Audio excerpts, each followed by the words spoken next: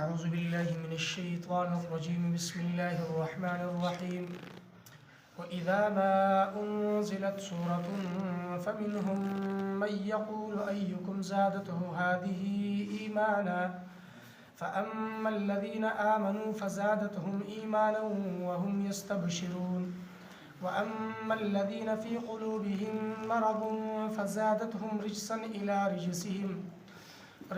إلى رجسهم وماتوا وهم كافرون. په دې آیت مبارکه کې د انسان دی او دشمن ذکر دی چې په پوره صورت کې د هغه دشمن خامیانی او مذمتونه بیان شول او هغه دشمن منافق دی. شیخ عبدالعزیز رحمه الله رحمت واسعه فرمایي چې د مسلمان څلور دشمنان دي. د یو مسلمان څلور دشمنان دي. په دې دشمنانو کې یو دشمن چې دی دا د انسان نفس دی.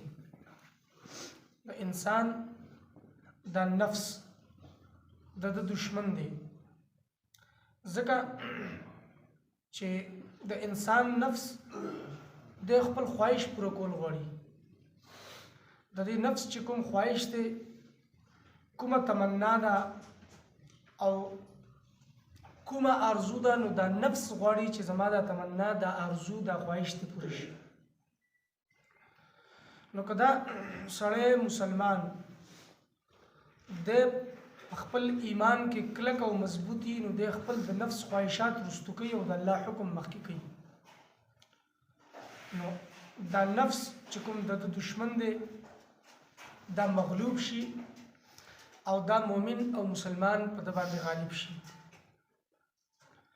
د انسان دویم دشمن شیطان دی چې هر یو انسان سره د شیطانانو یو سلسله لګیدل او دا شیطانان انسان د گمراه کولو او ګناه کې د مبتلا کولو او په نافرمانی باندې آماده کولو کوشش او مهنت کوي چې انسان ګناو کې د په خوشحالي وسوسه چې د انسان په زړه کې او د ګناه خیالات چې د ګناه خوندونه او لذتونه د مخې ته کوي، نو په دې وجه باندې انسان ګناه کې مبتلا کیږي.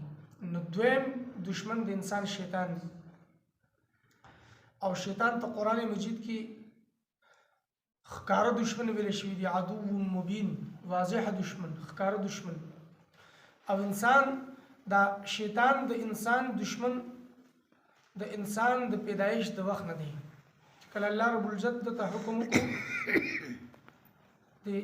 دا شیطان د فرشتو په مجلس کې الله رب العزت حکم وکړي چې سجده وکړي آدم علیه السلام ته، نو په حکم کې دیوم شامل وو، حکم دته وو، خطاب دته وو، لیکن دا حکم ونه منو، انکار وکړو. چې انکار وکړو نو د هغې په وجه باندې د مرتد وګرځېده، د ذلیل او رسوا شو.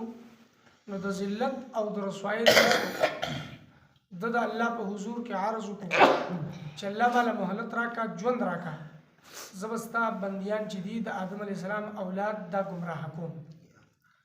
الله رب العزت انسان ته د شیطان عداوت او دشمنی ښکاره کړله چې ګورئ دا ستاسو دشمن دی. ستا چې کوم مشر نیکه آدم علیه السلام هغه ته سجده ونه کړله او آدم علیه السلام او حوا علیه السلام د جنت نه راووښکل، د جنت نه د وښکلو سبب جوړ شو او د هغه وخت نه دا عهد او دا لوز کړ دی، قصد کړ دی چې زه به دا انسان ګمراه کومه. نو الله انسان ته وښودله چې د ستا دشمن دی، ښکاره او واضحه د نه ځان بچ کا. نو دا د انسان دشمن دی. دریم دشمن د انسان کافر دی چې هغه علی الاعلان د مسلمان مخالفت کوي.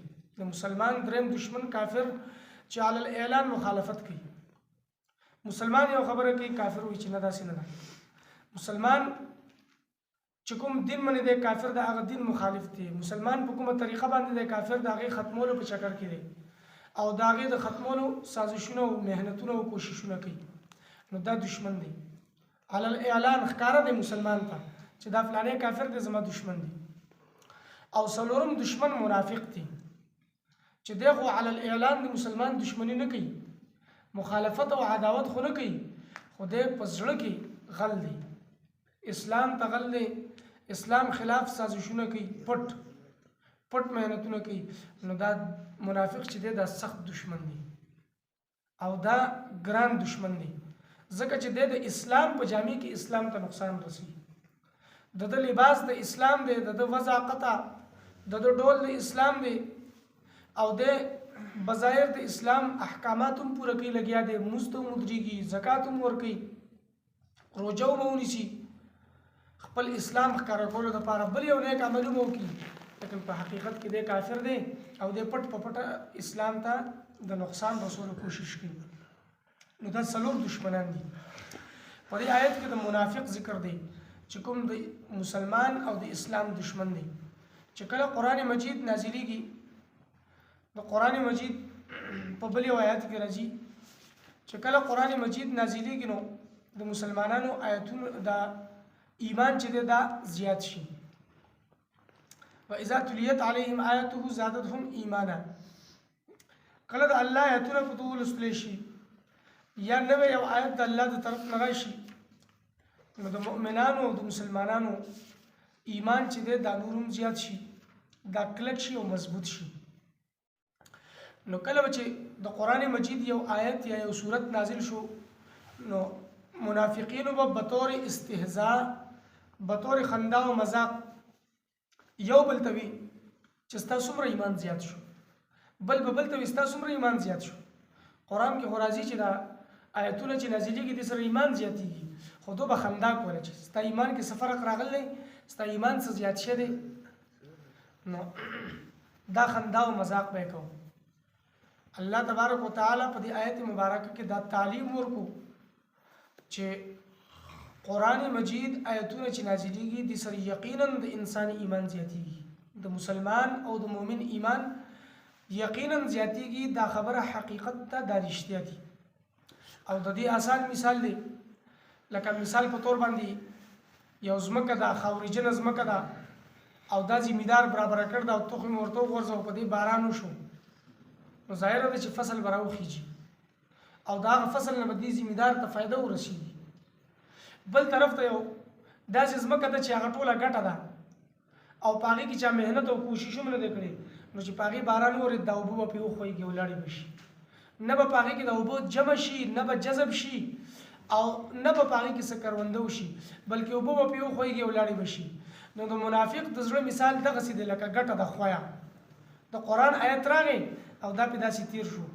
او د مؤمن مسلمان د زړه مثال د هغه تیارې ځمکې دی چې باران راوورېده نو فوراً هغه جذب کړو، هغې له په ځان کې ځای ورکړو او هغې نه فایده حاصل کړله، ځان له هم فایده حاصل کړله او بل ته یې هم ورسوله.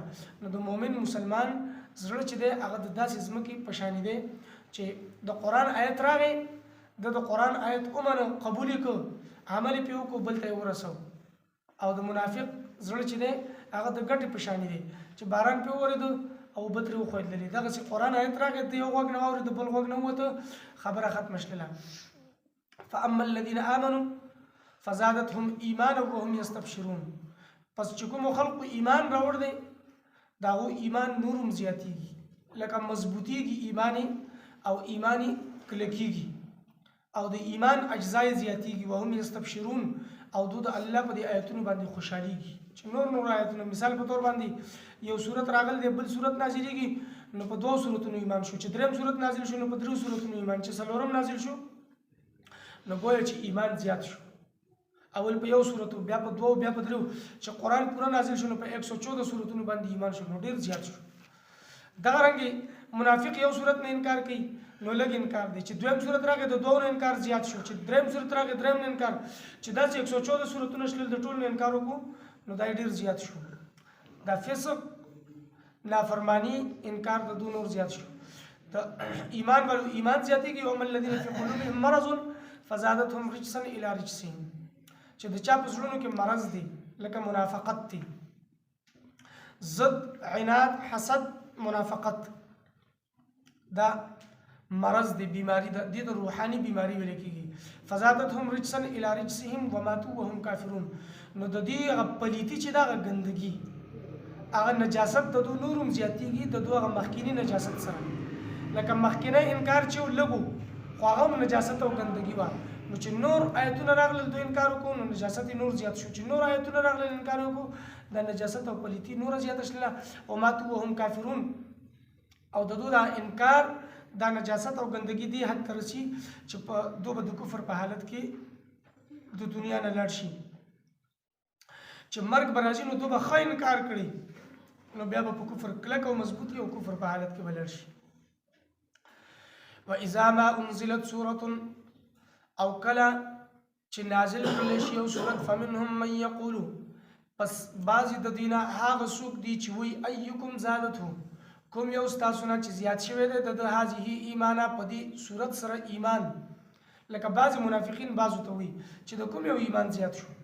فاما الذین آمنوا، پس هغه کسان چې ایمان راوړ دی فزادتهم ایمانا، پس زیاتیږي دوی په ایمان کې وهم یستبشرون او دوی خوشحالیږي، د دوی ایمان زیاتیږي او په آیتونو په نزول باندې خوشحالیږي. واما الذین فی قلوبهم، او هغه کسان چې د هغوی په زړونو کې مرض بیماري ده د منافقت، فزادتهم رجسا، پس زیاتیږي پلیتی د دوی الی رجسهم، نورې پلیتۍ د دوی سره، وماتو او مړي به دوی وهم په داسې حال کې کافرون چې دوی به کفر کوونکي، یعنی د کفر په حالت کې به د دنیا نه ځي.